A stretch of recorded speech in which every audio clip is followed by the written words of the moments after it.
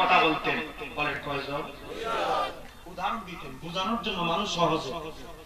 দুইজন নবী, একজন ঈসা আলাইহিস সালাম, একজন আমার নবী। হযরতে ঈসা আলাইহিস সালাম বেশি বেশি দৃষ্টান্ত দিতেন, তদ্রুপ আমার নবীও দৃষ্টান্ত দেন। আমার নবীও দৃষ্টান্ত দিয়েছেন। আমার নবী বলে, ও আমার সাহাবীরা, তোমাদের বাড়ির সামনে যদি একটা নহর থাকে, নদী থাকে, নদীতে যদি 5 বার সাবান দিয়ে দইলা গোসল করো, তোমাদের শরীরের মধ্যে কি কোনো ময়লা থাকবে? সাহাবীরা বলল, না ইয়া রাসূলুল্লাহ, 5 বার শরীর ভালো করে সাবান দিয়ে গোসল করলে ময়লা থাকবে না, একবার গোসল করে যদি ময়লা না থাকে, 5 বার করলে তো আরো থাকবে না। তা আমার নবী বলে, তোমরা যদি 5 বার নামাজের জন্য ওযু করো, তোমাদের শরীর থেকে যে সগীরা গুনাহগুলো থাকবে, সেই সগীরা গুনাহগুলো ওযুর মাধ্যমে, 5 ওয়াক্ত ওযুর মাধ্যমে আমার আল্লাহ শরীর থেকে দুনিয়ার জমিনে মাটির নিচে ফেলে দিবে। একটু বলেন সুবহানাল্লাহ। এই কারণে আমার নবী বলেছে, হাসরের ময়দানে উম্মত, আমি সগীরা গুনাহ নয়, কবিরা গুনাহের জন্য সাফা। গভীর মনোযোগ।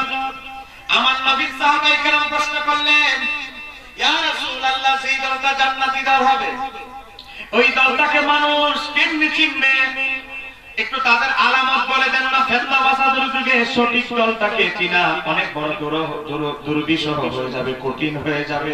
আমার নবী বললেন, মান আলাইহি ওয়া সাহাবী, যেই দলের মডেল হবে আমি নবী, যেই দলটা জীবন দিয়ে আমি নবীকে ভালোবাসবে, যেই দলটা আমি নবীকে জীবন দিয়ে আমার সাহাবীদেরকে ভালো করবে, ওই দলটাই জান্নাতি দল। আরেকটু জোরে বলুন। মাইকের আওয়াজের লোকে আপনার আওয়াজ বন্ধ করে দিলে তো আওয়াজ আসলতই না। একটু কি আওয়াজ দেওয়া যাবে? 1 ঘন্টা 20 মিনিট কি কষ্ট করে বসা যাবে ইনশাআল্লাহ? এতটুকু সময় কি আমি বাবা আপনাদের কাছে? আমার আর কোনো গুণ নাই, একটা গুণ আছে, আমি একজন মুসাফির। অন্তত আর কিছু না পারি, আপনাদের এলাকাবাসীর জন্য, মৃত ব্যক্তিদের জন্য, আপনাদের জন্য একটু দোয়া করে যাব। আপনারা দোয়া চান কি চান না? এ বাবা, আমার নবী বলেছেন, সঠিক দল জান্নাতি দলের একটা আলামত তোমরা দেখবা, আমি নবীর জীবন দিয়ে ভালোবাসবে, আমার সাহাবীদেরকে ফলো করবে। এ বাবা, সাহাবীদের পকেটে টাকা না থাকতে পারে, পেটের মধ্যে খাবার না থাকতে পারে, কিন্তু সাহাবীরা নবীর জীবন দিয়ে ভালোবাসতেন। কথা কন না কেন? এই কথা বলেন ঠিক কি না? আমার নবীর ইজ্জত, জীবন দিয়ে আমার নবীর ইজ্জতের পক্ষে সাহাবায়ে কেরাম থাকতে। আপনি যদি বুখারী, মুসলিম, আবু দাউদ, কোরআন খুলে দেখেন, সিয়াসিত্তার কিতাবগুলো খুলে দেখেন, শত শত ঘটনা পাবেন। সাহাবায়ে কেরামদের ঘরে খাবার না থাকতে পারে, উপাস থাকতে পারে, ক্ষুধার্ত থাকতে পারে, কিন্তু নবীকে তাজিম করার ক্ষেত্রে তাদের সামান্যতম ত্রুটি হতো না। কথা কন না কেন? ঠিক কি না? এই আমার ভাইরা যারা বাইরে আছেন, একটু আসেন, সাহাবীদের শান, আউলিয়া কেরামদের শান একটু শুনে যান। কেন আমরা ওলিদের ভালোবাসি? কেন আমরা সাহাবীদেরকে ফলো করব, ভালোবাসি? আমার বাবারা ভাইরা, সহিহ বুখারী শরীফের হাদিস। বুখারী শরীফের নাম শুনছেন আপনারা? বলেন কি শরীফ? পিছনের ভাইরা একটা আওয়াজ দেন, বলেন কি শরীফ? হযরত ইমাম বুখারী সৎকার অধ্যায়ে উল্লেখ করেছে, ইয়ামান দেশ থেকে 2 জন মুসাফির, 2 জন মানুষ, 2 জন বন্ধু, 2 জন বন্ধু ছোটকাল থেকে বাল্যকাল থেকে একসাথে বড় হয়েছে, নবীরে না দেখে কালেমা পড়েছে। 2 বন্ধু, এক বন্ধু আরেক বন্ধুরে বলে, আরে নবীরে না দেখে আমরা মুসলমান হইলাম, একবার তো নবীরে অন্তত জীবনে একবার দেখা দরকার। নবীরে যদি একবার অন্তত না দেখে মরি, তাহলে তো সারাটা জীবন আত্মা শান্তি পাবে না আমাদের মরলেও। সুবহানাল্লাহ। 2 বন্ধু, এক বন্ধু আরেক বন্ধুরে বলতেছে, তোর কাছে কয় টাকা আছে? আমার কাছে কিছু মুদ্রা আছে, আমার কাছে কিছু মুদ্রা আছে, চল আল্লাহ ভরসা, 2 জনে রওনা দেই, রাস্তা রাস্তায় খাবো, যতটুকু মুদ্রা আছে এতটুকু দিয়ে চলে যাবে। 2 বন্ধু 2টা ঘোড়ার উপর আরোহণ করে ইয়ামান দেশ থেকে রওনা দিয়েছে, শুধু নবীকে এক নজর দেখবে। ইয়ামান দেশ থেকে 2 বন্ধু রওনা দিয়েছে, আস্তে আস্তে আস্তে দিন মদিনা শরীফে পৌঁছলেন। মদিনায় পৌঁছে দেখে সারের নামাজের আযান হয়ে গেছে, সবাই ওযু করে জামাতের জন্য ঢুকে গেছে। হযরতে বেলাল ইকামত দেওয়া শুরু করেন, আল্লাহু আকবার, আল্লাহু আকবার, আল্লাহু আকবার, আল্লাহু আকবার। বেলাল ইকামত দেওয়া শুরু করলেন। তারা 2 বন্ধু মিলে মদিনায় যখন পুছলেন ইকামত বেলাল শুরু করে দিয়েছে। দুই বন্ধু মিলে তাড়াহুড়া করে ওযু করলেন। ওযু করে গিয়ে দেখে 2 রাকাত নামাজ হারিয়ে ফেলেছেন। নবীর পিছে 2 রাকাত নামাজ পড়ে বাকি 2 রাকাত আদায় করলেন একাকী দাঁড়ায়া। বাবা 2 রাকাত নামাজ শেষ করার পর সাহাবায়ে কেরাম ইশারের নামাজের পর বাবা ইশারের নামাজের পর সাহাবায়ে কেরাম দলবদ্ধভাবে সিরিয়ালে নবীর হাতে এবং কদম মোবারকে চুমু খেতে লাগলেন। একের পর এক বিদায় দিতে লাগলেন। তারা হলো 2 জন নতুন মানুষ, মদিনায় জীবনে কোনোদিন আসে নাই, নবীর সাথে তাদের আগে থেকে পরিচয় নেই। এখন সিনিয়র যারা সাহাবী, মদিনার স্থানীয় মুহাজির সাহাবী, মক্কা থেকে এসেছে মদিনার স্থানীয় সাহাবীরা নবীর সাথে দিদার দিচ্ছেন। রাতের বেলা চলে যাবে, ঘুমের মধ্যে ঘুমাইতে চলে যাবে, নবীর সাথে একটু বিদায় নিচ্ছেন। এখন এরা হলো নতুন মানুষ, সিরিয়ালে ধাক্কাধাক্কি তালিকায় পড়ে গেছে একদম শেষের দিকে। মোটামুটি পয়সাওয়ালা সাহাবী যারা আছে, সম্ভ্রান্ত সাহাবী যারা আছে, সবার বাড়িতে চলে গেছে। তারা 2 জন দাঁড়ায় বলে, ইয়া রাসূলুল্লাহ, আমরা ইয়ামান দেশ থেকে এসেছি আপনাকে শুধু এক নজর দেখার জন্য। এই মদিনায় আমাদের কোনো আত্মীয়-স্বজন নাই, এই মদিনায় এসেছি শুধু আপনাকে উপলক্ষ করে। একটু ধরে বলেন আমার নবী বললেন, তোমরা এত দেরিতে দেখা করলে কেন? আগে কেন দেখা করলে না? হয়ে গেছে। এখন তো এই যুগে আমরা বাবা টাকা আছে, বামন বাড়িয়ে গিয়েছেন, পয়সা আছে, হোটেলের অভাব নাই, কিন্তু ওই যুগে এত হোটেলের সুব্যবস্থা ছিল না। আমার নবী বলে, এমন একটা সময় আমার সাথে সাক্ষাৎ দিয়েছো, মোটামুটি সম্ভ্রান্ত সব সাহাবী বাড়িতে চলে গেছে, সামনে কয়েকজন বসা আছে, অল্প কয়েকজন, এরা সব অভাবী কোম্পানির লোক, গরিব। এদের বাড়িতে তো তোমাকে পাঠায়, তোমাদেরকে পাঠাইতে পারবো না। কার বাড়িতে আজকে মেহমান হিসাবে তোমাদেরকে পাঠায়? আমার নবী একটু চিন্তা করতেছে সামনে যারা বসা তারা হলো গরিব সাহাবী। তারা নিজেরাও জানে না আদৌ তাদের ঘরে খাবার আছে কিনা। তারা বসে আছে কেন জানেন? তাদের ঘরেও খাবার নাই, ঘরে গেলেও উপাস থাকতে হবে, এখানেও উপাস। তারা চিন্তা করলো এর চাইতে ভালো ঘরে যাওয়ার চেয়ে যদি যতক্ষণ আমার নবী বসে আছে ততক্ষণ যদি নবীর চেহারা নড়টা দেখি আমাদের ক্ষুধার যন্ত্রণা মিটে যায়। আমার নবী তাকিয়ে দেখে, ডানে তাকায় বামে তাকায়, দেখে এমন কেউ আছে কিনা এই 2 জনকে আজকে রাতের জন্য মেহমানদারি করবে। নবী ডাইনি বামে তাকায় দেখে সামনে যারা বসা মসজিদের ভিতরে বসা যায় না এখনো, সবারই অভাবী গরিব, কাকে আবার দায়িত্ব দিয়ে আবার মুসিবতে পড়ে। আমার নবী তারপরে বললেন, তোমাদের মধ্যে এমন কি কেউ আছো আমার এই ইয়ামান দেশের 2 জন মেহমানকে এক রাতের জন্য মেহমানদারি করবে? এমন কি কেউ আছো? সামনে কেউ হাত উঠাচ্ছে। আমার নবীর একজন আনসার সাহাবী, সে নিজেও জানে না তার ঘরে আজ আজকে রাতের খাবার আছে কি নাই। নবীর আনসার সাহাবী চিন্তা করলেন, একজন যদি আমরা হাত না উঠাই আমার নবী মনক্ষুণ্ণ হবে, আমার নবীর মনটা ছোট হয়ে যাবে, আমার নবীর নুরানি চেহারাটা মলিন হয়ে যাবে। আমরা যে কোনো মূল্যে নবীর চেহারা মলিন হতে দিব না। জোরে বলেন না সুবহানাল্লাহ। ওই অভাবী সাহাবী হাত 2টা উঠায় বলে, ইয়া রাসূলুল্লাহ, আপনার 2 মেহমানকে এক রাতের জন্য মেহমানদারির দায়িত্ব আমি নিলাম। আপনার মেহমান তো আল্লাহর মেহমান, জীবন দিয়ে হলেও আপনার মেহমানকে সম্মান করার চেষ্টা করব। একটু জোরে বলা যাবে কি? আমার নবী তাকায় দেখে এই বেচারা 7 দিনের মধ্যে 5 দিন রাত্রে বেলা না খেয়ে থাকে। এখন আমার নবী চিন্তা করলে এই বেচারা যদি আমার মেহমান নেই, আমার মেহমানকে আমার না খেয়ে রাখে। আমার নবী বললেন, ওমো তুমি কি শিওর আজকে তাদের 2 জনকে মেহমানদারি করতে পারবে? বলে, ইয়া রাসূলুল্লাহ, জীবন দিয়ে হলো আপনার মেহমানকে মেহমানদারি করব। একটু জোরে বলেন না সুবহানাল্লাহ। আমার নবী বলেন, নিয়ে যা।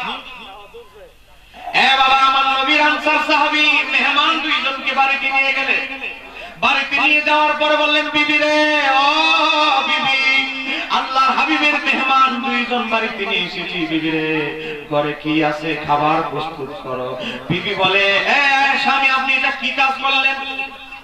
মেহমান নিয়েছেন আমার না শিখাইও, জিজ্ঞাসা করলেন না, সওয়াল করলেন না, আমার থেকে কিছু বললেন না। মেহমান নিয়েছেন, তা আবার সাধারণ মেহমান না, আল্লাহর হাবিবের মেহমান। ফালাই দিছেন মুসিবতে, কি করব? রুটি তো আছে 2টা। বলেন রুটি আছে কয়টা? স্বামী রুটি 2টা আছে, রুটি 2টা দিয়ে না হয় 2 জনের খাবার হবে। বাচ্চা আছে 2 জন, আমরা স্বামী স্ত্রী 2 জন 4 জন, মেহমান হলো 2 জন, মানুষ হইলো 6 জন। বলেন মানুষ হলো কয় জন? 2টা রুটি না হয় 2 জনকে ম্যানেজ করা যাবে, কিন্তু বাচ্চাদেরকে কিভাবে ম্যানেজ করব? আমরা স্বামী স্ত্রী কত রাত না খেয়ে কাটিয়ে দিয়েছি, আজকেও না খেয়ে কাটিয়ে দিব, কিন্তু শিশু 2 বাচ্চাদেরকে বুঝ দেওয়াটা এত কঠিন, এত সহজ ব্যাপার নয়, কঠিন ব্যাপার। আমার স্বামী বাচ্চাদেরকে কিভাবে ম্যানেজ করব? এখন আমাকে একটু বুঝান। আল্লাহর হাবিবের আনসার সাহাবী বলতে লাগলেন, বিবি রে, ও বিবি, মেহমান সাধারণ কোনো মেহমান না, আল্লাহর হাবিবের মেহমান। আল্লাহর হাবিবের মেহমানকে ইজ্জত করা মানে আল্লাহকে ইজ্জত সম্মান করা। অতএব আল্লাহর হাবিবের মেহমানকে যে কোনো মূল্যে মেহমানদারি করতে হবে। তুমি একটা কৌশল করতে হবে। বলেন কি করতে হবে? একটা কৌশল করতে হবে। তুমি চুলার মধ্যে পানি গরম করতে থাকো, পানিগুলো টকবক টকবক করে ফুটতে থাকবে, আর বাচ্চা 2 জনকে বোঝানোর চেষ্টা করবে, ও বাবুরা ঘুমানোর চেষ্টা করো, খাবার প্রস্তুত হলে তোমাদেরকে খাবার দেওয়া হবে, এর আগে একটু ঘুমানোর চেষ্টা করো। বাচ্চা 2টাকে কৌশলে গরম পানির ফুটানো ফুটন্ত আওয়াজ দেখিয়ে আমাদের আওয়াজ শুনিয়ে বাচ্চা 2টাকে ঘুম পাড়িয়ে দাও। আর আমরা তো কত রাত না খেয়ে কাটাই দিছি, আজকে না খেলাম কি হলো? তারপরে আল্লাহর হাবিবের মেহমানকে সম্মান করতে হবে। আমার বাবারা ভাইরা, স্ত্রী গরম পানি ফুটন্ত পানি টকবক টকবক করে ফুটতেছে, আওয়াজ হচ্ছে, এই আওয়াজ দেখিয়ে বাচ্চা 2টাকে ঘুম পাড়িয়ে দিলে স্ত্রী বললেন, ঠিক আছে, আবার রুটি 2টা মেহমানকে দিয়ে দেন। সামনে একটা পর্দা ঝুলিয়ে দিয়ে মেহমানের 2 জনকে 2 থালায় রুটি দিয়ে দিলেন। রুটি দেওয়ার পরে মেহমানকে বলতে লাগলেন, ও ইয়ামান দেশের মুসাফির, আল্লাহর হাবিবের মেহমানরা, আপনারা খাবার শুরু করেন। ইয়ামান দেশের 2 জন মেহমানের একজন মেহমান বলতে লাগলো, ও আল্লাহর নবীর আনসার সাহাবী, আমাদের ইয়ামান দেশের একটা ঐতিহ্য হচ্ছে, ইয়ামান দেশের একটা বৈশিষ্ট্য হচ্ছে, আমাদেরকে যারা মেহমানদারি করে তারা না খাওয়ার আগে আমরা খাওয়া শুরু করি না। স্ত্রী কানে কানে ফিসফিস করে বলে, স্বামী এতক্ষণ কৌশল করে বাচ্চা 2টাকে ঘুম পাড়ায় দিলা, এখন মেহমান তো সেই কঠিন শব্দ দিয়ে বসেছে, মেহমান যে কৌশল অবলম্বন, মেহমান যে কথা বলেছে, এখন কি কৌশল অবলম্বন করব?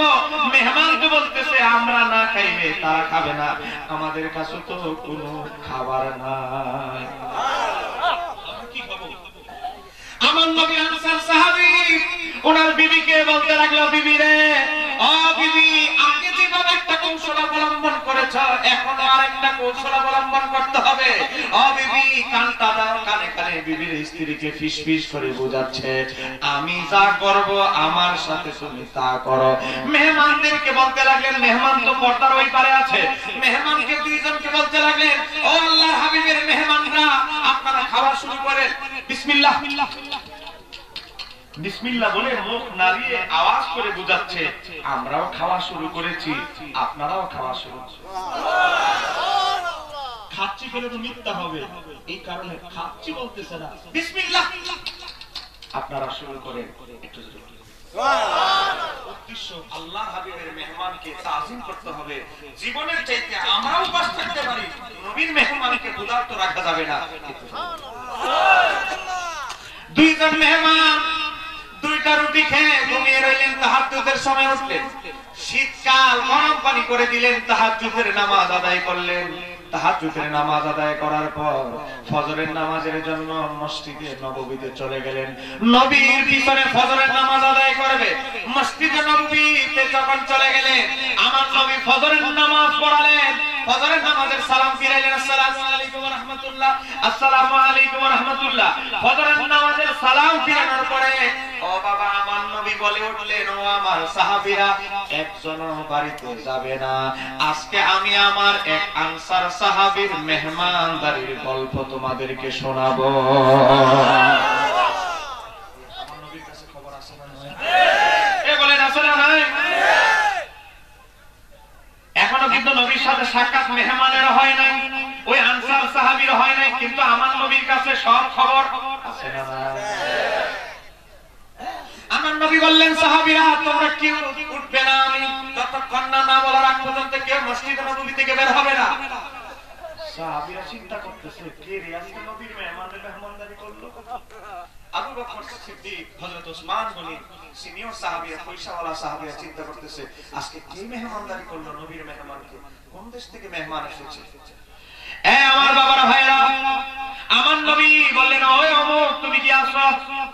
অমর কাঁপতেছে, সে মনে করলো দুইটা রুটি দিয়ে মেহমানদারি করলাম, এই মেহমানদারি কি ত্রুটিযুক্ত হলো? এই ভয়ে সে কাঁপতেছে। সাহাবীদের আদব কোথায় ছিল দেখে একটু জোরে বলেন সুবহানাল্লাহ।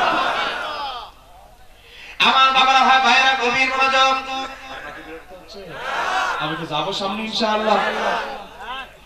আমার নবী বলতে লাগলেন তুমি আসো ইয়া রাসূলুল্লাহ, আমি আসি, দাঁড়াও। কাঁপতেছে ভাবে রুটি এক রুটি দিয়ে মেহমানদারি করছি।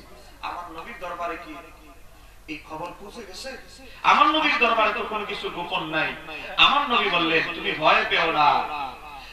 আবু বকর, ওসমান গনি, যুন্নুরাইন শোনো, আজকে এই আনসার, আমার আনসার সাহাবী, আমার ইয়ামান দেশের দুই পথিক, আমার ইয়ামান দেশের দুই উম্মতকে এই দেশে মদিনা শরীফে এসেছে আমি নবীকে এক নজর দেখার জন্য। এক নজর দেখার জন্য দুই বন্ধু মিলে এই মদিনা শহরে এসেছে। তাদের কোন আত্মীয়তার বাড়ি আত্মীয় নাই মদিনা শরীফে, আমি নবী ছাড়া তাদের আপনজন কেউ মদিনায় নাই। আমি নবীর দুই মেহমানকে এই আনসার সাহাবী এবং তার স্ত্রী মেহমানদারি করেছে। এই মেহমানদারি দেখে আমার আল্লাহ এমন বেশি খুশি হয়ে গিয়েছে, আমার আল্লাহ তার কুদরতি জবানে কুদরতি সুরতে মুস্কি হাসি দিয়ে ফেলেছে। আরেকটু জোরে বলেন না সুবহানাল্লাহ। আমার আল্লাহ তাদের স্বামী স্ত্রীর অভিনয়, স্বামী স্ত্রীর মেহমানদারি দেখে আমার আল্লাহ তার কুদরতি সুরতে মুস্কি হাসি দিয়ে ফেলেছে। চিৎকার দিয়ে বলতে হবে সুবহানাল্লাহ। এই কথা বলতেছিলাম, সাহাবীদের পকেটে টাকা না থাকতে পারে বাবা, সাহাবীদের পকেটে টাকা না থাকতে পারে, পেটে খাবার না থাকতে পারে, কিন্তু নবীর মহব্বতের কোন ত্রুটি তাদের ছিল? বলেন ত্রুটি তাদের ছিল? এখানে আমার আগের বক্তা আল্লামা মুকাদ্দাস হোসেন আল কাদরি আছে। বাবা, ইসলামের নবীর যুগে 27টা যুদ্ধ হয়েছে, এর মধ্যে একটা যুদ্ধের নাম হলো মুতার যুদ্ধ। বলেন কিসের যুদ্ধ? জোরে বলেন কিসের যুদ্ধ? মুতার যুদ্ধ। এটা আওয়াজটা দিলে নাকি এক পাশে থেকে সাটা সারাইতে হবে আপনাকে? এটা আওয়াজটা দিয়ে মাইকে তো আওয়াজ দেয় না, আপনারা যদি না দিতে হবে না। যতই নোট করে আসছে এই যে রুমের মধ্যে বসে বসে কি ওয়াজটা করবো, এই ওয়াজ বলা দিয়ে বের হবে না যদি শ্রোতাদের ভালোবাসা না পাওয়া যায়। আপনাদের ভালোবাসা কি পাবো ইনশাআল্লাহ? আর 1 ঘন্টা কি বলে চলবে ইনশাআল্লাহ? চলবে।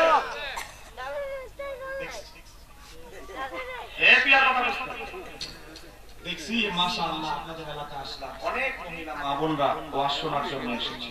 যেরকমটা মারহাবা, আমাদের জন্য কিছু ওয়াজ করার দরকার আছে। কথা বলার দরকার আছে না নাই? গভীর মনোযোগ। আমার বাবারা ভাইরা, মুতার যুদ্ধের কথা বলছিলাম। আমার নবী প্রত্যেক যুদ্ধের মধ্যে সেনাপতি নিয়োজিত করে একজন। বলেন সেনাপতি যুদ্ধে থাকে কয়জন? সেনাবাহিনী প্রধান। কিন্তু আমার নবী মুতার যুদ্ধে সেনাবাহিনীর প্রধান মনোনীত করলেন 4 জনকে। বলেন কয়জন? 4 জন। আমার নবী বললেন জাফর, আব্দুল্লাহ ইবনে রাওয়াহা, যায়েদ ইবনে হারেসা, এই 3 জন প্রথম সেনাপতি হবে। একজনের পর একজন, একজনের পর একজন, একজনের পর একজন। 3 জন যদি শহীদ হয়ে যায়, হযরতে খালিদ ইবনে ওয়ালিদ সর্বশেষে সেনাপতি হবে। একটু জোরে বলা যাবে কি সুবহানাল্লাহ? আমার নবীর প্রথম 3 জন সাহাবী, হযরতে জাফর ইবনে আবি তালেব, হযরতে যায়েদ ইবনে হারেসা, আব্দুল্লাহ ইবনে রাওয়াহা, তারা 3 জন বাড়িতে চলে গেলেন। বাড়িতে যাওয়ার পরে বিবিকে বলতে লাগলেন, বাচ্চাকে বলতে লাগলেন, মা বাবা আত্মীয় স্বজনকে বলতে লাগলেন, বিবি রে, ও আমার সন্তানেরা, তোমাদের সাথে হাসরের ময়দান ছাড়া এর আগে আর দেখা হবে না। আমার নবী একজনের বেশি কখনো সেনাপতি নিয়োজিত করে না, কিন্তু মুতার যুদ্ধে যেহেতু 4 জন সেনাপতি নিয়োজিত করেছে, অতএব বোঝা গেল আমরা প্রথম 3 জন যুদ্ধ থেকে আর ফেরত আসবো না। আজকে আমরা যদি মৃত্যুর কথা আগে শুনতাম যে এখানে গেলে মারা যাবো, এই ফিসব টিসব আগে জীবন বাঁচানো ফরজ, নবীর কথাও না আগে পরে, আগে জীবন বাঁচানো ফরজ। কিন্তু আমার নবীর সাহাবীরা কি করেছে, জানে শহীদ হয়ে যাবে, কিন্তু তারপরে বিবি বাল বাচ্চার কাছে ক্ষমা চেয়েছে, মাফ চেয়েছে, তোমাদের সাথে আখিরাতে দেখা হবে, এক কদম পিছপা হয় নাই। তারা হচ্ছে সাহাবায়ে কেরাম। একটু জোরে বলুন সুবহানাল্লাহ। তিনজন বিদায় নিয়ে চলে গেলেন মুতার যুদ্ধে। আমার নবী মিম্বার শরীফের মধ্যে বসা, সহিহ বুখারী থেকে বলছি বাবা, আমার নবী মিম্বার শরীফে চোখটা বন্ধ করে বসা। আমার নবীর সামনে আমার আল্লাহ মুতার যুদ্ধের গোটা চিত্র নবীর সামনে আমার আল্লাহ তুলে ধরেছে। আমার নবী দেখতেছে মুতার যুদ্ধে কিভাবে যুদ্ধ চলছে। আমার নবী বলে এই মুহূর্তে জাফর মুসলমানদের পতাকা তুলে ধরেছে।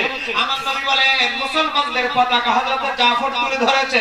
ও আমার সামনে উপবিষ্ট সাহাবীরা শোনো, হযরত জাফর তো পতাকা তুলে ধরেছে, সেনাপতির দায়িত্ব পালন করছে। এরপর আমার নবী বলতে লাগলেন ফিলিস্তিনরা জাফরের ডান হাতটা কেটে ফেলেছে, হযরত জাফর বাম হাত দ্বারা মুসলমানদের পতাকা তুলে ধরেছে। আমার নবী বলতে লাগলেন এই মুহূর্তে জাফরের বাম হাতটাও ফিলিস্তিনরা কেটে ফেলেছে। জাফর ডান পা আর বাম পা দিয়ে চাপ দিয়ে ধরে, দুই পা দিয়ে চাপ দিয়ে ধরে মুসলমানদের পতাকাটা উত্তোলন করে ধরে রেখেছে। তারা সর্বশেষ পর্যন্ত লড়াই করে গিয়েছেন। তারা হচ্ছে সাহাবায়ে কেরাম। ডান পা বাম পা দিয়ে বাবা পতাকা এভাবে উত্তোলন করে রেখেছে, মুসলমানরা যেন মনোবল দুর্বল না হয়। এভাবে পায়ের মধ্যে 19টা তীরবিদ্ধ করা হয়েছে, ডান পায়ের মধ্যে তীরবিদ্ধ করা হয়েছে। তারপর বাম পা দিয়ে চাপ দিয়ে ধরে রেখেছে, পতাকা যেন পড়ে না যায়। এই বাবা রক্ত বের হতে হতে হতে হতে হযরত জাফর শহীদ হয়ে গেলেন। একটু জোরে বলেন সুবহানাল্লাহ। আমার নবী চক্ষু মোবারক অশ্রু ঝরতেছে। আমার নবী 7 জন সাহাবীর ইন্তেকালে সবচেয়ে বেশি কষ্ট পেয়েছেন। আমার নবী দাড়ি মোবারক ভিজে গিয়েছে 7 জন সাহাবীর ইন্তেকালে। এর মধ্যে একজন হচ্ছে হযরত জাফর। কেন হযরত জাফরের জন্য আমার নবী দাড়ি ভিজিয়ে ফেলেছেন কান্না করতে করতে? আমার নবী এর জন্য কান্না করেছে, জাফরের ডান হাত কেটে ফেলেছে, বাম হাত দ্বারা পতাকা ধরে রেখেছে, বাম হাত কেটে ফেলেছে, পা দ্বারা পতাকা ধরে রেখেছে। ডান পায়ের মধ্যে 19টা তীরবিদ্ধ করা হয়েছে, বাম পা দিয়ে চাপ দিয়ে পতাকা ধরে রাখার চেষ্টা করা হয়েছে। এ বাবা এদিক দিয়ে রক্ত বের হচ্ছে, কিন্তু টার্গেট হলো মুসলমানদের মনোবল যেন দুর্বল না হয়। আমার নবী বলতে লাগলেন আমার সাহাবীরা, আমার জাফর শহীদ হয়ে গিয়েছে। আমার নবী মিম্বার থেকে নামলেন, আমার নবীর সামনে আমার আল্লাহ জাফরের লাশটা তুলে ধরলেন। আমার নবী 4 তাকবীরের সাথে জাফরের জানাজার নামাজ আদায় করলেন। আমার নবী আমার মিম্বারের মধ্যে আরোহণ করলেন। সহিহ বুখারী থেকে বলছি, মিম্বারে আরোহণ করার পরে আমার নবী বলতে লাগলেন সাহাবীরা তোমরা কি জানো আমার জাফর এখন কোথায় আছে?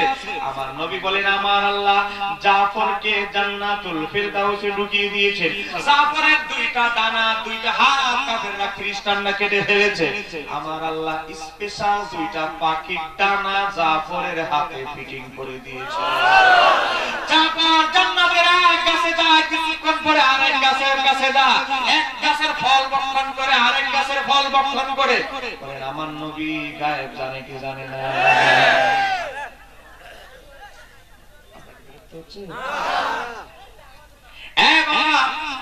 এই হলো সাহাবায়ে কেরামদের প্রেম। আপনি যদি সাহাবায়ে কেরামদের আদর্শ ফলো করেন, একজন সাহাবীকে যদি ফলো করেন, তাহলে কখনোই গোমরা হবেন না, হেদায়েত লাভ করবেন। এজন্য আমার নবী বলেছে আসহাবী কান্নুজুম, আমার সাহাবীরা হলো আকাশের তারকা তুল্য। তো ভাই তারকার কাজটা কি? নাবিক যারা জাহাজ পরিচালনা করে তারা তারকা দেখে রাস্তা নির্ণয় করে। তদ্রূপ আমার নবী বলতেছে হে আমার সাধারণ উম্মত, যদি জান্নাতের রাস্তায় যেতে চাও আমার সাহাবীদেরকে বাদ দিয়া জান্নাতে যাওয়া সম্ভব না। বলেন না সম্ভব না। নবীর একজন সাহাবী, তার নাম হলো হযরত আব্দুল্লাহ ইবনে আব্দুল মালিক, 8ম হিজরিতে ইন্তেকাল করেছে। তিনি পেশা ছিল 2টা। 1 নাম্বার পেশা হলো ব্যবসা, 2 নাম্বার পেশা হলো সে নিজেই নাম লিখতে পারত, আবার নিজেই সুর দিতে পারত। যেরকম না সুবহানাল্লাহ। আমার নবী মাঝে মাঝে আব্দুল্লাহকে ডাকতেন, আব্দুল্লাহ ইবনে আব্দুল মালিককে ডেকে নিয়ে আসো। আমার নবীর মনটা যদি খারাপ থাকতো তাকে ডাকে আনতেন, দেখে এনে বলতেন এই কিছু নাত বলতো তার কণ্ঠটাও সুন্দর ছিল, মুহূর্তের মধ্যে নাতে মুস্তাফা লিখতে পারতো। সে নবীর শানে নাতে মুস্তাফা বলে আমার নবীর মনকে শীতল করে দিত। একটু জোরে বলেন সুবহানাল্লাহ। হযরত আব্দুল ইবনে আব্দুল মালিক যখন ধনী ছিলেন, পয়সাওয়ালা ছিলেন, তার একটা বৈশিষ্ট্য ছিল, মদিনার বাজারে যখন ফল ঢুকতো, পাইকারি বিক্রেতারা যখন মদিনায় ফল পাঠাতো, মদিনার বাজারের সবচেয়ে বড় ফলের দোকানের মালিক তাকে বলে রেখেছেন আগে থেকে, মদিনার বাজারে যখন ফল ঢুকবে, মদিনার বাজারে ঢোকার পর সবচেয়ে ফ্রেশ দামি ফলটা আমার জন্য রাখবা। মদিনার সবচেয়ে ফ্রেশ ফলটা সে সবার আগে ক্রয় করত, ক্রয় করার পরে অর্ধেক ফল আমার নবীর দরবারে হাদিয়া দিত, আর অর্ধেক ফল পরিবারের জন্য পাঠাইতো। হঠাৎ করে আব্দুল ইবনে আব্দুল মালিক গরীব হয়ে গেলেন। এরকম অনেক লোক দেখবেন, অনেক পয়সাওয়ালা লোক ছিল, এক সালামে ব্যবসায় খুশি হয়ে গেছে, এরকম অনেক আছে না? এই বেচারা আমার নবীর সাহাবী, উনিও আব্দুল ইবনে আব্দুল মালিক এক সালামে ডাকাতে ধরছে, সিরিয়ায় মাল বাড়াইছে, যা মাল সাবান আছে সম্পদ সব নিয়ে গেছে ডাকাতে, এক সালামে ফকির হয়ে গেছে। মদিনার ফলের বাজারের দোকান দিয়ে হাঁটে আর চিন্তা করে, এই ফলের দোকান থেকে আমার নবীকে কত ফল আমি কিনে দিয়ে দিয়েছি, আজকে আমার ব্যবসা বাণিজ্য ভালো না, আজকে আমার পকেট ঠান্ডা, আজকে নবীকে ফল হাদিয়া দিতে পারি না, এই আক্ষেপ করে। আর আব্দুল্লাহ দোকানদারকে বলে, ও দোকানদার, আমি আগে তোমার দোকান থেকে কত ফল ক্রয় করেছি, তোমার সাথে আমার একটা বন্ধুত্ব সুলভ সম্পর্ক সৃষ্টি হয়ে গেছে, তুমি যদি আমাকে বাকিতে একটু ফল দাও, আমার বাচ্চার জন্য নয়, আমার বউয়ের জন্য নয়, আমার মা বাবার জন্য নয়, আমার সন্তান আদির জন্য নয়, আমার বোনের জন্য নয়, আমি ফল কিনে আগে যেভাবে নবীকে হাদিয়া দিতাম, তুমি যদি আমাকে কিছুদিনের জন্য বাকিতে ফল দাও, আমি আগের মতো নবীকে কিনে ফল হাদিয়া দিতে চাই। ওই দোকানদার চিন্তা করলো, নবীর ফল হাদিয়া দিবে আমি কেমনে না করি, আবার লোকটা আসলে ভালো ছিল, লেনদেন ভালো ছিল, আচ্ছা ঠিক আছে তুমি ভাই তাড়াতাড়ি দেওয়ার চেষ্টা করিও, আরে তুমি নিয়ে যাও, সমস্যা নাই। প্রথম বাকি যারা দেয় তারা কিন্তু এই কথাই বলে, বাকি খাতাটা বড় হয়ে গেলে পরে বলে না আমি আর এখন বাকি দিতে পারবো না, কথা কেন ঠিক কি না? দোকানদার বলে আচ্ছা ঠিক আছে তুমি নিয়ে যাও না, তুমি নবীকে ফল হাদিয়া দিবে, ভালো কাজ, নিয়ে যাও। আমার বাবা ভাইরা নবীকে ফল হাদিয়া দিচ্ছে, মাঝে মাঝে কিছুদিন পর পর, প্রতি সপ্তাহে কিছুদিন পর পর নবীকে ফল হাদিয়া দেয়। মোটামুটি খাতাটা বড় হয়ে গেছে, বলে কি হয়ে গেছে, অ্যামাউন্ট একটু বড় হয়ে গেছে। আমার বাবা ভাইরা দোকানদার টাকা চাইলে বলে কিছুদিন একটু সময় দাও, আমি যাদের থেকে টাকা পয়সা পাইতাম যাদের কাছে তাদের থেকে নিয়ে আবার ব্যবসা বাণিজ্যটা গুছানোর চেষ্টা করতেছি, একটু সময় দাও। টাকা চাইলে সময় চায়, যেটা আমরা বাস্তবতা আমরা বুঝি, বাকি যারা খায় অভ্যাস।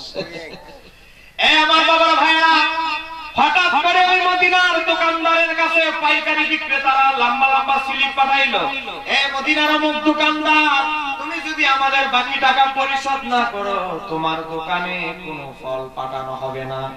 এই স্লিপগুলো যখন চলে আসলো, নোটিশ যখন আসলো, সামনে দিয়ে যাচ্ছে আব্দুল ইবনে আব্দুল মালিক, এরই ধরছে। দোকানদারের মাথা এখন গরম, যাদের থেকে টাকা পায় এখন বুঝেন না, মোহাব্বতের ব্যবহার এখন দেখাবে না। এখন টাকা দিবা, তোমার কাছে আমি অনেকগুলো টাকা পাই, এখন টাকা দিবা। আরে বেচারা তোমার না বললাম একটু সময় দাও, সময় তুমি এখন টাকা দিবা। মোটামুটি দস্তাদস্তি হয়ে গেল, মোটামুটি বুঝেন না, তালার ধরে মোটামুটি টুকটাক মাইকুল হয়ে গেল। আমার নবী মদিনার বাজার দিয়ে হেঁটে যাচ্ছে, আমার নবী দেখে অনেকগুলো লোক জড়ো হয়ে গেছে, কে যেন বলতেছে আব্দুল ইবনে আব্দুল মালিককে মারধর করতেছে এখন এক দোকানদার। আমার নবী বলে এই সরো, সামনে থেকে সবাই সরো। আমার নবী বলে রে দোকানদার, আমার একজন ভদ্র সাহাবী, আমার একজন সম্ভ্রান্ত সাহাবী, আদবওয়ালা সাহাবী, তুমি তাকে কেন মারধর করতেছো? ওই দোকানদার বলতে লাগলো ইয়া রাসূলুল্লাহ, আপনাকে হয়তো সে বলে না ইয়া রাসূলুল্লাহ আমার কাছ থেকে অনেক টাকার ফল বাকিতে সে ক্রয় করেছে, ইয়া রাসূলুল্লাহ দিবে বলে অনেক সময় পার করেছে, এখনো সে দিতে পারে না। ইয়া রাসূলুল্লাহ দেখেন আমার কাছে কত পাইকারি বিক্রেতাদের স্লিপ এসেছে, তারা আমাকে নোটিশ দিয়েছে টাকা পরিশোধ না করলে ফল বাগান থেকে পাঠানো হবে না। ইয়া রাসূলুল্লাহ এখন তার সাথে আমার ভালো বন্ধুত্বপূর্ণ সম্পর্ক, কিন্তু অভাবে বন্ধুত্ব জানালা দিয়ে ফেলায়, অভাবের কারণে তাকে খাতির করতে পারতেছি না। ইয়া রাসূলুল্লাহ আমার নবী বলেন আব্দুল্লাহ রে, ও আব্দুল্লাহ তোমার যদি দিয়ে তুই অবাক থাকে ফল কেন কিনতে গেলা? ফল তো হলো শৌখিন জিনিস, শখের জিনিস কেন ক্রয় করতে গেলা? তোমার বাল বাচ্চা স্ত্রীর জন্য কেন ফল ক্রয় করতে গেলা? নবীর সাহাবী আব্দুল্লাহ ইবনে আব্দুল মালিক বলে, ইয়া রাসূলুল্লাহ, ইয়া হাবিবাল্লাহ, নবী গো, ও নবী, এই লোক যতগুলো টাকা পায় এই টাকা দিয়ে 1 টাকা দিয়ে আমিও আমার বাল বাচ্চা স্ত্রীর জন্য ফল ক্রয় করি নাই। এই লোক যতগুলো টাকা পায় ইয়া রাসূলুল্লাহ, এই টাকাগুলো দিয়ে আমি আপনাকে ফল হাদিয়া দিয়েছি।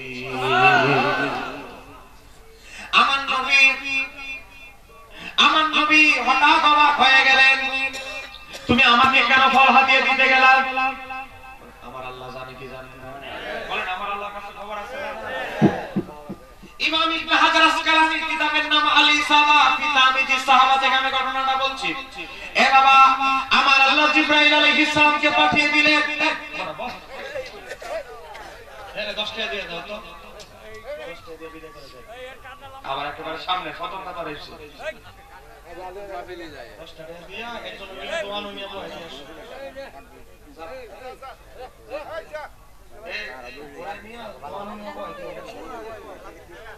ওয়ালাইকুম আসসালাম, ওয়ালাইকুম আসসালাম, দিলাম থেকে পাইলাম দা ভাই, দোয়ানো গিয়ে একটু সাটা খা। আপনার কি বিরক্ত হচ্ছে? না, আমি আরেকটু যাইতে পারবো? আশেক শ্রোতা কিছু আছে, একটু জোরে বলেন না মারহাবা। আশেক শ্রোতা কিছু আছে, যদিও মাইকটা একটু শুনে যান, রাত করে না ভাই, দেহ চেষ্টা করে এখন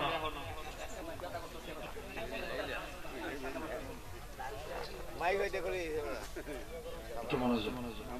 মনে আছে আপনাদের ঘটনা? আমার আল্লাহ জিবরাইল আলাইহিস সালামকে বলে, জিবরাইল, তুমি মদিনার বাজারে আমার হাবিবের দরবারে চলে যাও। আমার হাবিব মদিনার বাজারে আছে এখন। আমার হাবিবকে গিয়ে বলো, আব্দুল ইবনে আব্দুল মালিক আমার হাবিবের প্রতি যে ভালোবাসা দেখিয়েছে, আমি আল্লাহ এত বেশি খুশি হয়ে গিয়েছি। তুমি আমার বন্ধুকে, আমার হাবিবকে গিয়ে বলো, আব্দুল ইবনে আব্দুল মালিকের শুধু ফলের ঋণ নয়, আর যত যাবতীয় ঋণ আছে সবগুলো পরিশোধের দায়িত্ব আল্লাহ এবং তার রাসূল নিয়েছে। একটু জোরে বলা যাবে কি সুবহানাল্লাহ? এই যে কথা বলতেছিলাম, সাহাবীদের পকেটে টাকা না থাকতে পারে, কিন্তু নবীর মহব্বতের কোনো কমতি ছিল না। বলেন না, কোনো কমতি ছিল না। এ বাবা, আহলে বাইতের আশিক, ওলিয়া উলিয়াদের আশিক, বলেন ওলিয়া উলিয়াদেরকে ভালোবাসতে চাই কি চাই না? এ বাবা, আমরা ইমাম হুসাইনের সৈনিক। আজকে যারা ইজিদিদেরকে দেখবেন, যারা ইজিদকে রাহমাতুল্লাহ আলাইহি বলে, জোরে বলেন নাউজুবিল্লাহ, যারা ইজিদের নামের আগে বলে হযরত ইজিদ, তারা দেখবেন আউলিয়া কেরামদের শান, আহলে বাইতের শান তাদের ভালো লাগে না। কথা বলেন না কেন? ঠিক কি না? মনে রাখতে হবে, জীবন দিয়ে দিব ইমাম হুসাইনের পতাকা থেকে 1 কিলো সর্বনা। কথা বলেন ঠিক কি না? এ বাবা, একজন যুবক, বলেন একজন যুবক, বলেন একজন যুবক, নাম হলো আব্দুল ওহাব। এই আব্দুল ওহাব আল্লাহর নবী নামের এক নাম। একজন যুবক বিয়ে করেছেন, মাত্র 1 দিন হয়েছে। বিয়ের বয়স কতদিন? গতকাল তো মাত্র বিয়ে করছে। প্রশ্ন দিলে চলবে তো ইনশাআল্লাহ। আসলে ভয়েস পেতেছি না, কষ্ট হইতেছে।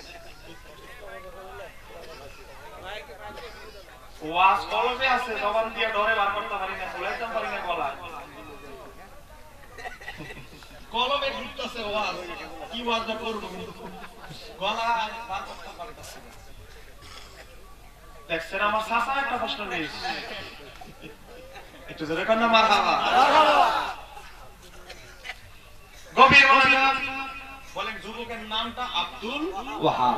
বলেন না, যুবকের নামটা আব্দুল ওয়াহাব। বিয়ে করছেন কয়দিন? গতকাল বিয়ে করছে।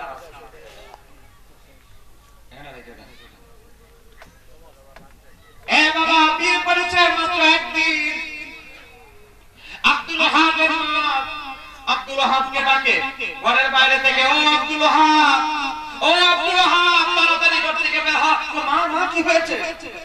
ও আব্দুল ওয়াহাব, তোর সেই দিনের জন্য আমি মা কোলে পিঠে করে বড় করেছি। তোর বাবা ছোট থাকতে তুই যখন ছোট তোর বাবা মারা গিয়েছে, এতিম হওয়া থেকে শুরু করে এতিম হওয়া মানুষ তুই, সেই জায়গা থেকে আমি মা কোলে পিঠে করে পরিশ্রম করে মানুষের বাড়িতে কাজ করে তোকে বড় করেছি। একটা আশায়, বলেন না কয়টা আশা? একটা আশায় তুই যেন আমার নাজাতের উসিলা হস। ও আব্দুল ওয়াহাব, আমি অনেক খোঁজ খবর নিয়ে তোর কাছে এসেছি। আব্দুল ওয়াহাব রে, আমি শুনেছি এজিদের দলেরা ইমাম হোসেনকে কারবালার ময়দানে বন্দী করে ফেলেছে। ও আব্দুল ওয়াহাব, তুই যদি আমি মাকে ভালোবাসস, মাকে যদি সামান্য একটুকু হলে ভালোবাসস, আমি মা হিসেবে তোকে অনুরোধ করছি, আমি হাসরের ময়দানে তুই শহীদ হিসাবে আমি গর্ববোধ করব মা হিসেবে। ও আব্দুল ওয়াহাব, তাড়াতাড়ি রেডি হও, অস্ত্র নিয়ে ইমাম হোসেনের পক্ষে যুদ্ধ করার জন্য রেডি হয়ে যা। বিয়ে করছে কয়দিন? হাতের মেহেদি গুলো এখনো শুকায় নাই, যদিও আমাদের মতো ওই মেডিসিন হলো মেহেদি না, গাছের অরিজিনাল মেহেদি। এই বাবা, মেহেদি গুলো এখনো শুকায় নাই, কাঁচা মেহেদি। মায়ের কথা শুনে আব্দুল ওয়াহাব ঘরের ভিতরে ঢুকে গেলেন। ঘরের দরজার প্রথম পাটা রাখলেন, ঘরের দরজার প্রথম পাটা রাখতে দেরি স্ত্রী যুদ্ধের পোশাক নিয়ে তলোয়ার নিয়ে ঘরের দরজায় হাজির হয়ে গেছে। মাও অবাক, স্বামী অবাক, মাত্র বিয়ে করছে কয়েকদিন, বিয়ে করে 4 দিন। আব্দুল ওয়াহাব অবাক হয়ে গেলেন, আব্দুল ওয়াহাবের মা অবাক হয়ে গেলেন। ও স্বামী, আপনার মা এবং ছেলের 2 জনের কথোপকথন আমি শুনেছি, আমার শাশুড়ির কথা শুনেছি, স্বামী গো আপনার কথাও শুনেছি। আল্লাহর হাবিবের নাতি ইমাম হোসেন জাত ফুটে আমার নবী চুমু খেয়েছেন, গোটা শরীরের মধ্যে এমন কোন জায়গা নেই আমার নবী চুমু খায় নাই। সেই ইমাম হোসেনের পক্ষে যদি আপনি শহীদ হন, আমি স্ত্রী হিসেবে সত্য ধারণ করব, আর আমি আল্লাহর দরবারে হাসরের ময়দানে বলবো, আল্লাহ আমার স্বামী এমন শহীদ যিনি তোমার হাবিবের কলিজার টুকরা নাতি ইমাম হোসেনের পক্ষে শাহাদাত বরণ করেছে। কেমন স্ত্রী, অথচ স্ত্রীতে হয়েছে বয়স মাত্র 1। বলে বয়স কত হচ্ছে? গভীর মনোযোগ। আব্দুল ওয়াহাবের মা বলে, আমার সন্তান তুমি তাড়াতাড়ি চলে যাও, আমি হাসরের ময়দানে আমি বলবো আমার সন্তান ইমাম হোসেনের পক্ষে শহীদ হয়েছে। এই আব্দুল ওয়াহাব 29 জন ইহুদির সৈন্যকে হত্যা করে তারপরে শাহাদাতের পেয়ালার মর্যাদা অর্জন করেছেন। চিৎকার দিয়ে বলা যাবে কি আমাদের উত্তর? আমরা তার উত্তরসূরি সেই আব্দুল ওয়াহাব একদিন বিয়ে করেছে, বাবা মেহেদি শুকায় নাই, সে যদি ইমাম হোসেনের পক্ষে জীবন দিতে পারে, আমরাও ইমাম হোসেনের পক্ষে আসি না? বলেন, কারো হুমকি দামকিতে ইমাম হোসেনের আদর্শ থেকে আমরা কখনো দূরে সরে যাব? বলেন না, দূরে সরে যাব? মহব্বতে পারেন আল্লাহ জোরে জোরে।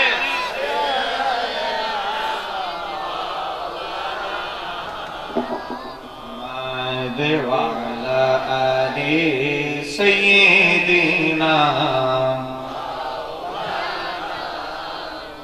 দোল গোড়া কেন্দে বলে, আমার কোন দোষ নাই, ইমাম হোসেন শহীদ হইল কারবালাতে পানি নাই। আল্লাহুম্মা মাশাআল্লাহ।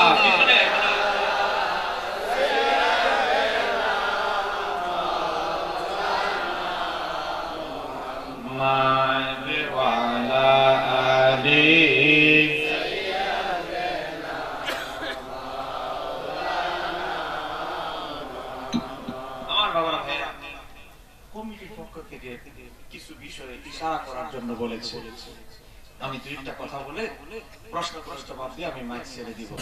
আপনারা একটু বিরক্ত হবেন না, কারণ আমার পরে আর কোনো বক্তা নাই। আমার পরে বক্তা আছে, টেনশনেরও কিছু নাই। বলে তোবার কি আছে?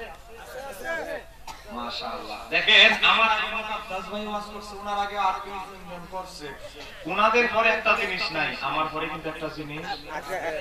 কথা কোন কেন ঠিক কি না? যাই হোক, তোমার আমরা গ্রহণ করি মহব্বত। তবারক থেকে আমার বরকত হাসিলের জন্য তবারক নেই কথা কোন না কেন ঠিক কি এই বাবা এই যে মিলাদ মাহফিলে তবারক মিলাদ মাহফিলের বিরানি আর আপনিও আপনার বউ সুন্দর করে সুস্বাদু বিরানি পাক করে দুইটার মধ্যে ডিফারেন্স আছে না আছে কতটুকু ডিফারেন্স আমি একটা উদাহরণ দিচ্ছি আপনাদেরকে শাহ ওলিউল্লাহ মুহাদ্দিস দেহলভী ভারতীয় মহাদেশের সবচেয়ে বড় যিনি মুহাদ্দিস ওনার বাবার নাম হলো শাহ আব্দুর রহিম মুহাদ্দিস দেহলভী শাহ ওলিউল্লাহ মুহাদ্দিস দেহলভী লিখে কিতাবের নাম ফুয়ুজুল হারামাইন আমার বাবা প্রতি বছর মিলাদুন নবীর মিলাদ গানের অনুষ্ঠান করত প্রতি বছর উট গরু ছাগল জবাই করে পালন করত এক বছর দুর্ভিক্ষ দেখা দিল খরা দেখা দিল দুর্ভিক্ষ মানুষের অভাব অনটন খাইতে পারে না মানুষ দুর্ভিক্ষ দেখা দিল আমার আব্বা জান মিলাদুন নবীর অনুষ্ঠান কায়েম করলো মাত্র সোনা ভোট দিয়া বলেন কি ভোট রমজানে খাই না আমরা সোনা ভোট দিয়া আমার বাবা ঈদে মিলাদুন নবীর তবারকের আয়োজন করলো কিন্তু আমার বাবার মনটা বড় খারাপ প্রতি বছর দুম্বা ও গরু জবাই করে তবারকের আয়োজন করি এবার একেবারে নিম্ন লেভেলে চলে এসেছে মনটা বড় খারাপ অনুষ্ঠান শেষ হলো মানুষকে বিদায় দিল ঘুমানোর জন্য ব্যবস্থা করে দিল নিজে যখন ঘুমাইতে গেলেন বাবা ঘুমাইতে গিয়ে দেখে আল্লাহর হাবিব রাহমাতুল লিল আলামিন একটা দস্তরখানা নিয়ে বসা আর দস্তরখানার সামনে যেই তবারকগুলো যেই ফনাবুটগুলো মিলাদুন নবীর তবারক হিসেবে বণ্টন করেছে আমার নবী সেই তবারকগুলোর দিকে তাকায়া তাকায়া হাসতেছে আমার নবী বলতেছে শাহ আব্দুর রহিম নিজেকে ছোট করিও না তোমার তবারক আমি নবীর দরবারে পৌঁছে যে কথা বলতেছিলাম যে এই তবারক থেকে বরকত হাসিলের চেষ্টা করবেন বহু মানুষ আমাদের কুমিল্লা জেলার একটা থানার নাম আছে মুরাদনগর থানায় একটা মাহফিল আমি গত বছর করেছি এই গ্রামটার নাম হলো সুসন্দা এই গ্রামে একটা লোক ক্যান্সারের রোগী ঈদে মিলাদুন নবীর উপলক্ষে মাহফিল সে তবারকেরটা বরকতের নিয়তে দিয়েছে সে বলে আমি যখন পরীক্ষা করতে গিয়েছি আল্লাহ আমার শরীর থেকে ক্যান্সার দূর করে দিয়েছে আল্লাহর কসম বলছি মিথ্যা কসম বলা কবিরা গুনাহ এই কবিরা গুনাহর জবাব আমি দিতে হবে আপনারা সেই লোকটা আমাকে বলতেছে হুজুর আমি এই মিলাদুন নবীর তবারকে বারে রবিউল আউয়ালের মিলাদুন নবীর তবারকে নবীর মহব্বতে আল্লাহ আমার শরীর থেকে ক্যান্সার দূর করে দিয়েছেন একটু ধরে বলেন সুবহানাল্লাহ আপনি বললে ওই লোকের ফোন নাম্বার ঠিকানা সহ দিতে পারবো অন্তরে বিশ্বাস আকীদা মজবুত রাখতে হবে যারা বলেন না ঠিক কি না আপনার আকীদা ঈমান যদি ঠিক থাকে আমার নবী আপনাকে কখনো ভুলে যাবে না এ বাবা আপনার বউ আপনাকে ছেড়ে চলে যাবে অসুস্থ হয়েছে শরীর যখন পছন্দ হচ্ছে ফসা গন্ধ বউ বলে এই জামাই আমার দরকার না আমার বয়স এখন 26 এখন আমার যৌবন কাল আছে বিয়ে একটা করে ফেলবো হাতে মরুক হাতের বাইরে আপনাদের এলাকায় না আমাদের চট্টগ্রামের কথা বলতেছি এরকম মাই আছে না নাই বাচ্চাটা রেখে স্বামী মারা গেছে এই বাচ্চার দিকে তাকায় স্বামীর মহব্বতে এ বাবা দুশ্চরিত্রের নামে তার তালিকা যায় নাই নাম যায় নাই সুচরিত্র সচরিত্র অবস্থা মৃত্যু পর্যন্ত এই এলাকায় মারা গেছে এমন অনেক মহিলা আছে না আছে আগের মহিলাদের অবস্থা দেখেন আর এখনের মহিলাদের অবস্থা দেখেন যদি এলাকার মহিলারা কবি হুজুর কেন দাওয়াত দিচ্ছে আপনার মহিলাদের বিরুদ্ধে ওয়াজ করতেছে আমি আপনাদের বিরুদ্ধে ওয়াজ করতেছি না চট্টগ্রামের মহিলাদের বিরুদ্ধে ওয়াজ করতেছি গভীর মনোযোগ এ বাবা আপনার বউ আপনাকে ছেড়ে চলে যেতে পারে স্ত্রী আপনাকে ফেলে চলে যেতে পারে নবীরে যদি আপন বানাইতে পারেন আমার নবী সুখে দুঃখে সব অবস্থায় আমার নবী আপনার পাশে থাকবে কি থাকবে না এ বাবা ইমাম শরফুদ্দিন মুসুরি এখানে অনেক মাদ্রাসার ছাত্ররা আছে কওমি মাদ্রাসায় পড়ানো হয় আলিয়া মাদ্রাসা আলিম ক্লাসে পড়ানো হয় ইমাম শরফুদ্দিন মুসুরি একটা কবিতা লিখেছেন নাতে মুস্তাফা লিখেছে নাম দিয়েছে কাসিদায়ে বুরদা চাদরের কবিতা চাদরের নাতে রাসূল তো চাদরের কবিতা কেন নাম হলো বাবা ইমাম শরফুদ্দিন মুসুরির শরীরের মধ্যে এক প্রকার কুষ্ঠ রোগের মতো পচনশীল রোগ দেখা দিল শরীর থেকে দুর্গন্ধ বের হতে লাগলো শরীর পচা গলা শুরু হয়ে গেল স্ত্রী পুত্র সবাই একটা ছোট একটা ঘরের ভিতরে কামরার ভিতরে ঢুকাই দিল দরজাটা নক করে দিয়ে জানালা দিয়ে খাবার দেয় জানালা দিয়ে খাবার দেয় ও বাবা, একটা মানুষ কত অসহায় পড়ে গেছে, ঘরের মধ্যে পায়খানা করে, ঘরের মধ্যে খাবার জানালা দিয়ে দেয়, আবার জানালাটা বন্ধ করে দেয়। ইমাম সাহেব মুসলিম বুখারী স্ত্রীকে বলে, ও বিবি, আমাকে কিছু কলম দাও, আমাকে কয়েকটা কলম দাও, কলম দেওয়ার কিছু পেপার দাও। কেন, কি কলম আর পেপার খুঁজতেছে? আমার মনটা বড় নবীর প্রতি ভালোবাসা জাগ্রত হয়েছে, আমার মনটা চায়, আমি তো কবিতা লিখতে জানি, নাম লিখতে জানি,